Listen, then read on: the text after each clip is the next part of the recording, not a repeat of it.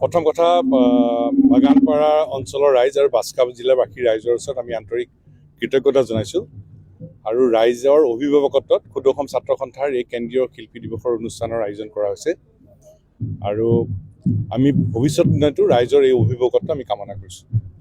আজি ৰূপৰ জ্যোতিপ্ৰসাদ আগৰৱালাৰ প্ৰতি আমি গভীৰ শ্ৰদ্ধাঞ্জলি জনাইছোঁ আৰু তেখেতৰ চিন্তন, তেখেতৰ সৃষ্টি, তেখেতৰ কৰ্ম, তেখেতৰ দৰ্শন, এই সকলো কথা আমাৰ আজি আলোচনা হৈ আছে, আলোচনা হৈ থাকিব। তেখেতৰ চিন্তা, তেখেতৰ কৰ্ম, তেখেতৰ সৃষ্টি সকলোৰ ওপৰত চিন্তন হ'ব, মন্থন হ'ব, কৰ্ষণ হ'ব আৰু নতুন প্ৰজন্মই ৰূপৰ জ্যোতিপ্ৰসাদ আগৰৱালাৰ চিন্তাৰে আগুৱাই যোৱাৰ বাবে পুনৰ সংকল্প ল'ব। কিন্তু আমি ক্ষুদ্ৰ অসম ছাত্ৰ সন্থাই আমি কৈ আহিছোঁ কেইবাটাও কথা আৰু ঘঁহোতে শিল ক্ষয় যায়। যেতিয়ালৈকে আমি লক্ষ্যত উপনীত নহওঁ তেতিয়ালৈকে এই কথাকেইটা কৈয়ে যাম, দাবীকেইটা উত্থাপন কৰিয়ে থাকিম।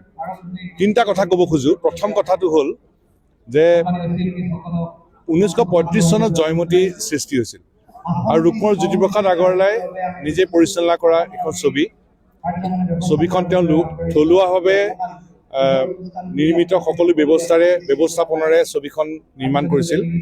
নিৰ্মাণ কৰাৰ সময়ত এটা ষ্টুডিঅ'ৰ দৰকাৰ আছিল। তেওঁ নিজেই তেতিয়া এটা ষ্টুডিঅ' স্থাপন কৰি ল'লে।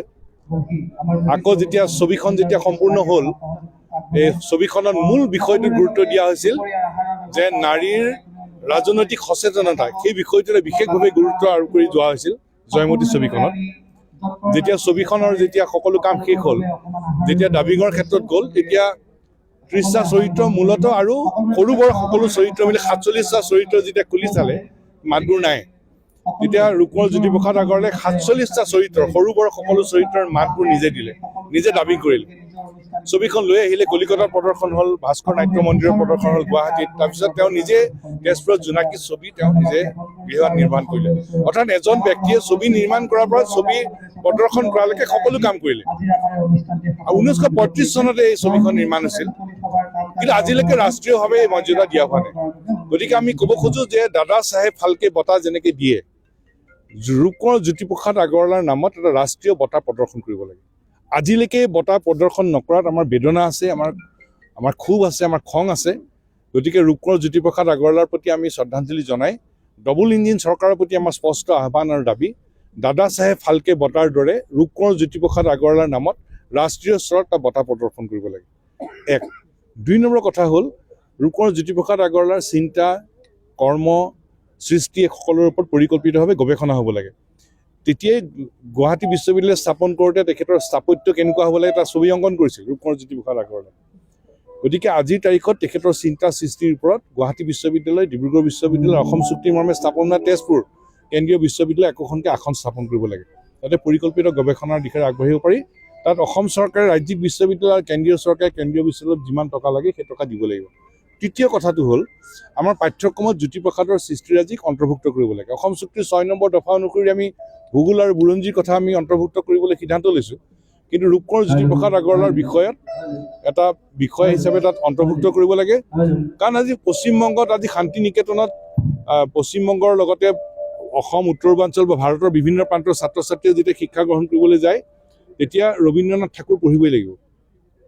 গতিকে আমাৰো জ্যোতিপ্ৰসাদ আগৰৱালাক বিদ্যালয় পৰ্যায়ৰ পৰা পাঠ্যক্ৰমত তেখেতৰ সৃষ্টি, চিন্তা, চেতনা সকলো অন্তৰ্ভুক্ত কৰাৰ ব্যৱস্থা কৰিব লাগে। এইকেইটা পদক্ষেপ ল'বলৈ আমি চৰকাৰৰ প্ৰতি আহ্বান আৰু দাবী জনাইছোঁ। আমাৰ প্ৰাণৰ শিল্পী জুবিন গাৰ্গ, আৰু জুবিন গাৰ্গে ন্যায় পাব লাগিব। এইটো অসমৰ ৰাইজৰ দাবী, ক্ষুদ্ৰ অসম ছাত্ৰ সন্থাৰ দাবী।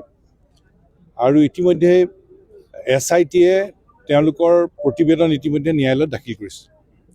জুবিন গাৰ্গক হত্যা কৰা হৈছে বুলি স্পষ্টভাৱে SITৰ প্ৰতিবেদনত চাৰ্জশ্বিটত উল্লেখ কৰা হৈছে। গতিকে আমি বিচাৰিম যে হত্যাকাৰীয়ে কঠোৰ দৃষ্টান্তমূলক শাস্তি পাব লাগিব। আমাৰ প্ৰাণৰ শিল্পী জুবিন গাৰ্গক যিসকলে হত্যা কৰিছে, প্ৰতিজন হত্যাকাৰীয়ে কঠোৰৰ পৰা কঠোৰতম শাস্তি পাব লাগিব। আৰু এতিয়া অসম চৰকাৰে এই SITৰ যিখন প্ৰতিবেদন, সেই প্ৰতিবেদনখন ন্যায়ালয়ত যুক্তি সহকাৰে প্ৰতিষ্ঠা কৰাৰ বাবে যিখিনি আইনগত ব্যৱস্থা, এই আইনগত ব্যৱস্থা ল'ব লাগে। এতিয়া স্পেচিয়েল পাব্লিক প্ৰচিকিউটৰ দিছে, এটা দল গঠন কৰি দিছে। সেইটো আমাৰ ছাত্ৰ সন্থাৰো আমাৰ আহ্বান আছিল। এখন স্পেচিয়েল কোৰ্টৰ প্ৰয়োজন আছে। অসম চৰকাৰে উচ্চতম ন্যায়ালয়ৰ মুখ্য ন্যায়াধীশক অনুৰোধ জনাব লাগিব এখন স্পেচিয়েল কোৰ্ট কৰিবলৈ। মুঠৰ ওপৰত SITয়ে জুবিন গাৰ্গক হত্যা কৰা হৈছে বুলি স্পষ্ট উল্লেখ কৰিছে। গতিকে প্ৰতিজন হত্যাকাৰীক কঠোৰ দৃষ্টান্তমূলক শাস্তি দিব লাগিব, জুবিন গাৰ্গে ন্যায় পাব লাগিব।